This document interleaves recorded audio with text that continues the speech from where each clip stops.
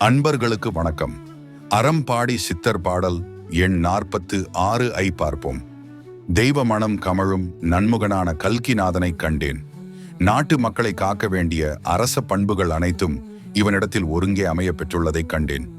இப்பூமிக்கு கிடைத்தற்கரிய வரமாய் அனைத்து அருளும் கிடைக்கப் பெற்று வந்துள்ள முருக அவதாரமான சேயோன் கல்கிநாதனுக்கு இடையூறாய் வருபவர்களை அடையாளம் கண்டு சத்தியப்பாட்டால் அறம்பாடி அழித்திடவே தினம் தினம் பாடி நிற்கிறேன் என்கிறார் அறம்பாடி சித்தர். நீர் அருவி போன்ற சொற்கள் சுவையாக வழிய பொல்லாத புல்லுருவி புலவர்கள் பாடும் அவர்களின் பொய்யுரை கேட்டு மக்கள் மனம் மயங்கி தெய்வ அவதாரத்தை பற்றிய பொய்களை நம்பி அவர்கள் பின்னே அந்த பொல்லாத பாதகர்களை நல்லோர்கள் என்று நம்பி பின் செல்ல இப்போ பூமியில் நல்லெண்ணங்கள் இல்லாத நலிவுற்றோர் பெருகி வரும் நிலையை நான் கண்டேன் என்கிறார் சித்தர்.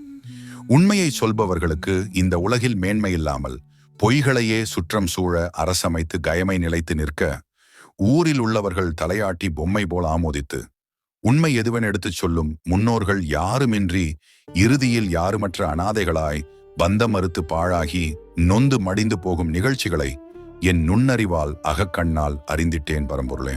பாதிக்கப்பட்ட குற்றமற்ற வாதிகளுக்கு நல் தீர்ப்பு சொல்லி நீதிக்கு தலை வணங்கி நீதி தேவதையை மகிழ்விக்க வேண்டிய நீதித்துறை நீதி அரசர்கள் பணத்துக்கு அடிமையாகி கருப்பு பணத்தை பெட்டகங்களுக்குள் அடைத்து குவித்து சேர்க்கும் கபோதிகளாக நிறைந்து நிற்க கண்டேன். அவர்கள் கை நிறைய சேர்த்து வைத்த பெரும் பொருள் எல்லாம் குற்றமற்ற எளியவர்களின் மனம் கலங்கி அழுது சாபமிட்ட பிணம் போன்றது. தீர்ப்புகள் பொய் என்பது தெரிந்தும் அரசாட்சியில் இருப்பவர்களின் உள்ளங்களும் புண்ணாகி புறையோடிய காரணத்தால் கருணையில்லா பாவியர்க்கு இவர்களும் உடந்தையாகி உழைத்திடும் நிலையை நெஞ்சமெல்லாம் குமுற இரத்த கண்ணீர் வடிக்கும் நல்லோர்களின் அவலம் கண்டேன் என்கிறார் சித்தர்.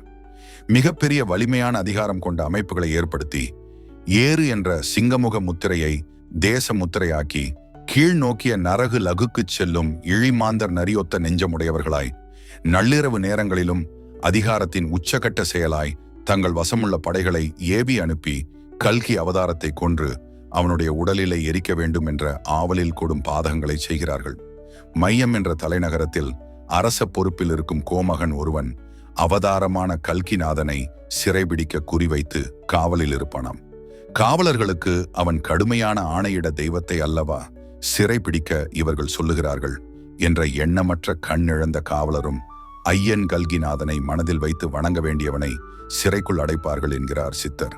இதனால் மண்மகள் என்ற பூமாதேவி கொதித்து எழுந்து அவளுடைய சீற்றத்தால் பூமி வாய் பிளந்து பூகம்பத்தால் மையத்து மாந்தர்கள் லட்சக்கணக்கானோர் புதைந்து மண்ணுறங்கச் சென்றதனால் அடுத்த ஆணை பிறப்பிக்க யாருமின்றி நம் ஐயன் கல்கிநாதன் மாயோனாய் கண்ணனாய் வெளிவருவான் என்கிறார் சித்தர்.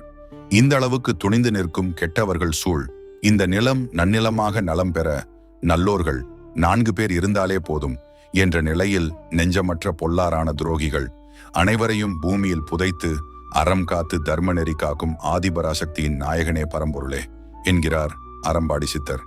வணக்கம் அன்பர்களுக்கு வணக்கம். அறம்பாடி சித்தர் பாடல் எண் 47 ஐ பார்ப்போம். ஐயன் நாட்டிற்கு அயல் நாடாய் குணக்கே குடிகொண்டு ஆர்ப்பரித்து அரவம் அடித்து உண்ணும் புருவம் விரிமாந்தருரை பன்னாடுகள் புதையுமே என்கிறார் சித்தர்.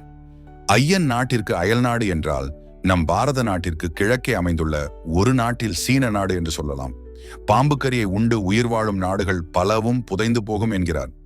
அந்நாடுகளில் எல்லாம் இந்த பாம்பு போன்ற உயிர்களை அடித்துண்டு வாழ்கின்ற மனிதர்களின் ஊன் உடம்பெல்லாம் புண்கள் ஏற்பட்டு அழுகி நிலைகெட்டு அழிவார்கள் என்கிறார் சித்தர்.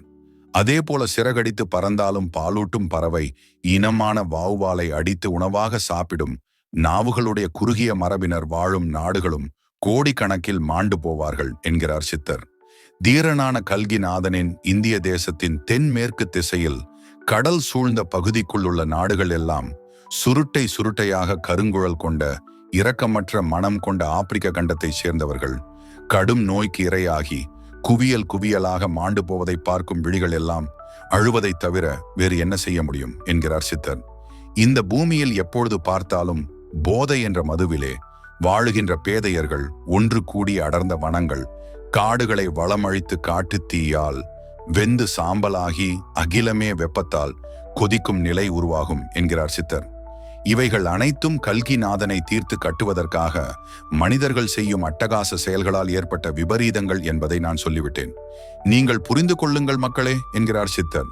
இதனால் நோய்கள் அதிகமுற்று மிச்சப்பட்டவர்கள் அழிந்தது போக மீதமுள்ள மக்கள் தங்கள் நலம் பேணுவதற்கு நாசி துவாரங்கள் வழிதொற்று நோய்கள் பரவாமல் இருக்க நாசிக்கு திரையிட்டு என்றால் இப்போது காணப்படும் மாஸ்க் போன்ற திரைகளால் மூடி வாழ வேண்டிய சூழ்நிலை ஏற்படும் என்கிறார் சித்தர். யார் செய்த பாதக செயல் என்று அறியாமல் அல்லல்படும் மனிதர்களுக்கு அவர்களின் உடலுக்குள் மென்பொருள் என்ற சாஃப்ட்வேர் சாதனம் பொருத்தி அடுத்தவர்கள் முகம் பார்த்து பேசுகின்ற விஞ்ஞானம் ஏற்படும் என்கிறார் சித்தர். நேருக்கு நேர் முகம் பார்த்து அருகில் நின்று பேச முடியாத நோய் தொற்றுக்கு அஞ்சி துருக்கர்கள் என்ற முஸ்லிம் இன பெண்கள் துணியால் முக்காட்டிடுவதைப் போல தங்கள் முகங்களை மறைத்து மக்கள் வாழுகின்ற சூழ்நிலை 3 அகவை என்ற 3 ஆண்டுகள் இந்த சூழ்நிலை தொடரும் என்கிறார் சித்தர். மனிதர்களின் உடல்களுக்கு தொல்லை கொடுக்கும் வண்ணம் பலவித தொற்று நோய்கள் எல்லையில்லாத அளவுக்கு செல்லும் போது முல்லை நிலம் என்று காடும் காடு சார்ந்த இடங்களில் காணப்படும் அரியதொரு மூலிகை செடியை நான் கண்டு அதை நாட்டு மக்களுக்கு உலகறிய சொன்னேன். அந்த உண்மையை பாவ சின்னங்களான மனிதர்கள் அறிய பரம்பொருளே அவர்களின் தீவினை அகற்ற சொல்ல அதன் சுவை உணர்ந்தேன். அந்த சொல்லின் திறனை அறிந்து சூது கவிச்சுழலும் மனமே அறிந்து கொள் என்கிறார் சித்தர்.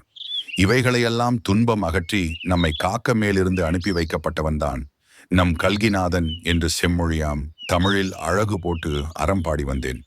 அழியா வேந்தனையே அழிக்கும் நோக்குடனே எந்நேரமும் அந்த சிந்தனையுடனே முயன்று கொண்டிருப்பவர்கள் நிச்சயமாக புறமுதுகிட்டு ஓடுவார்கள்.